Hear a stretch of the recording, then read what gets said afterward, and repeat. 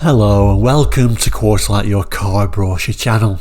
In today's episode we're going to continue our Dodge Police Cars series with the Dodge Wagon.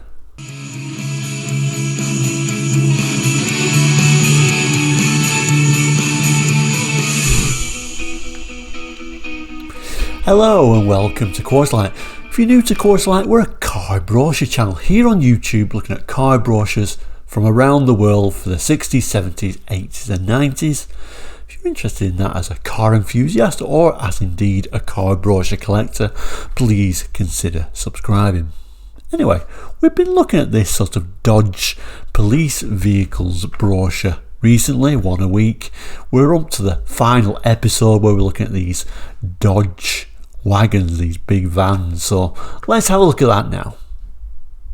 Okay, so as it said at the top here, Ram Tough Dodge wagons and vans, workhorses for special police jobs. Let's start by a little bit of a zoom in on this interesting picture of what it calls a 1982 Dodge Wagon police vehicle.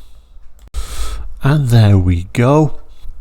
There is a colour picture which we'll zoom back to in the moment that we had a quick look at the start there, but big wagons, you know, made generally I guess for putting police dogs in them, etc, whatever the use is. And these huge lights on the top, if you imagine how big the vehicle is, how big those big lights are on top, and what a huge sort of rear overhang there. That's massive.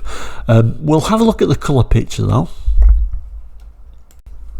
and obviously these would be painted in whatever colours your particular state had.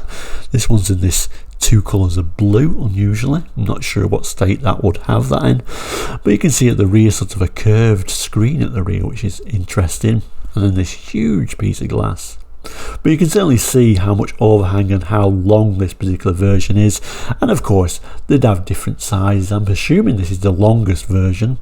We've also got these sort of barn doors on the side of this one as well, which is a nice way to get in and out, a big opening space, and these huge door mirrors on there as well. Now let's have a look inside the brochure and let's learn a little bit more about them and learn a bit more how this kind of like made them into the police version.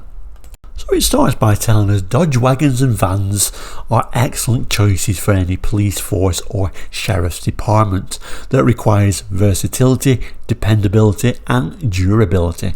These sturdy, tough vehicles can perform a variety of functions. They can serve as people movers, riot squad equipment carriers and mobile radio control centres, and for many of other emergency duties. And they can take punishment while continuing to deliver dependable service. It goes on to say Dodge wagons are available with a choice of seating capacities, including seating for 5, standard, 8, 12 and on the B350 maxi wagons 15, and they can be converted to ambulance service by removing rear bench seats. A single rear door that can be opened a full 90 degrees and can be operated with one hand is standard. For convenience, a metal door check holds the door fully open. A wide fixed window in the door gives good rearward visibility. Double rear doors are optional. It says a wide sliding side door available on Dodge wagons and vans is a desirable option for many operations. This door slides open easily to provide wide access to the vehicle's interior. The sliding door is especially appreciated in close quarters where a hinge door could not be fully opened. Double hinge side doors with vented glass are standard on all Dodge wagon models.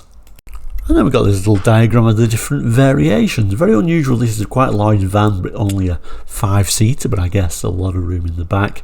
Going down to having double bench seats, and then right at the bottom this huge 15-seater. And a little bit of an idea of what the seats would have looked like. This is a Dodge Royal wagon with optional high back command bucket seats. Now I'm not going to read through all this table, but you can see there's various different options for the front seats and the interior trims in various different colours and various different seats, you know, the low back and the high back seats, etc, etc. But certainly you can pause that screen if you do want to read all that information. So the specifications now on these big wagons and vans. This is all the standard equipment, and then later on we'll look at some of the options you could have. Again, I'm not going to read through all this information, but you can certainly pause the screen at any time. We'll move down variously and see if there's anything I'm going to pick out, but generally I'm just going to leave this on the screen for you to pause the screen or just quickly read it if you want to. There's a bit too much information to read everything out. All pretty standard stuff really, nothing really leaping out at me.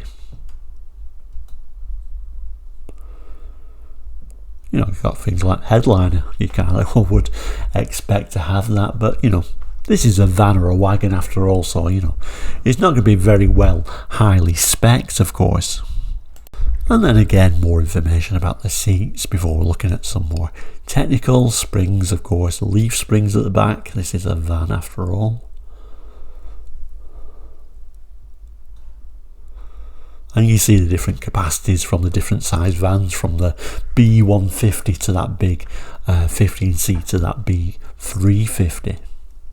And then finally at the bottom here, it gives you a little bit of an idea about the tyres, transmission, windshield wipers, and windshield wipers, or washers and wipers. I do apologise. At the bottom here, it gives you a little bit more of additional standard equipment for all vans and wagon models. And then we've also got options we can add on there quite unusually. We can even get things like air conditioning, you know, but for such a big vehicle, I don't know how well that works, but you could option that on there.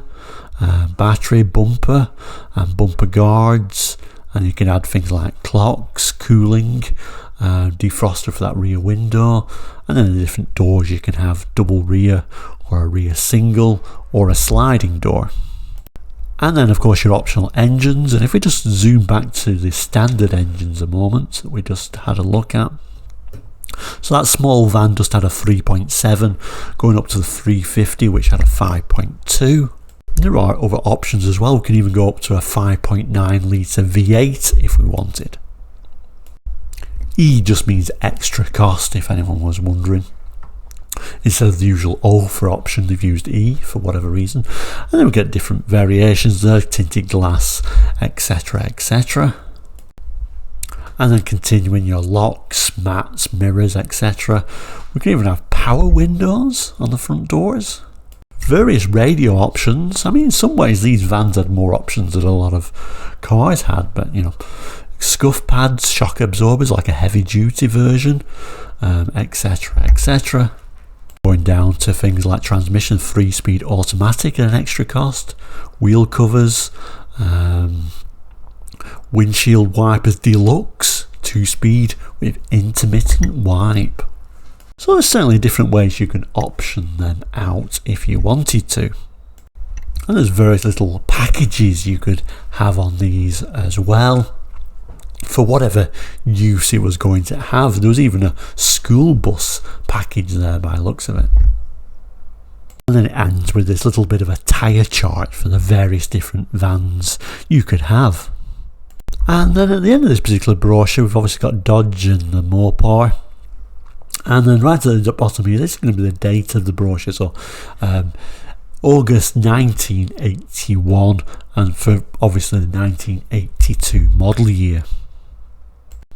So that is the end of this particular series for the Dodge police vehicles for 1982. Hope you've enjoyed it. Obviously something completely different next week. Not sure what that completely different is going to be, but we'll see what we can find. Probably back to Europe again. But thank you so much for watching. Please do like and subscribe if you've not done already.